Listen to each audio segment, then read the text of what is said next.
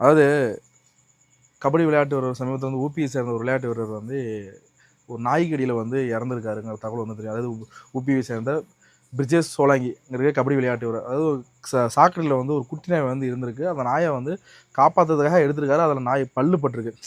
அது என்ன பண்ண போகுது அப்படின்னு சொல்லிட்டு அவர் ரொம்ப கேர்லெஸ்ஸாக விட்டுரு. 3 மாதத்தில் வந்து அது வந்து ஒரு நோயாக மாறி அவர் இறக்கிற சூழல் வந்து ஏற்பட்டிருக்கு. இது வந்து கபடி வீரர்களுக்காக மட்டும் இல்லை, எல்லாருக்கும் பொதுவாகவே சொன்னேன்.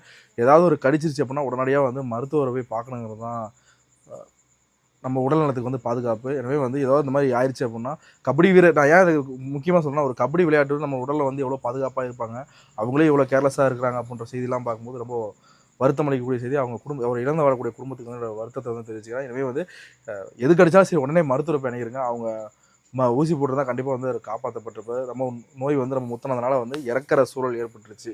அந்த செய்தி நீங்கள்லாம் பார்த்துருவீங்க, பத்திரிகை செய்தியில் பார்த்துருக்கீங்க. எனவே கவனத்தோட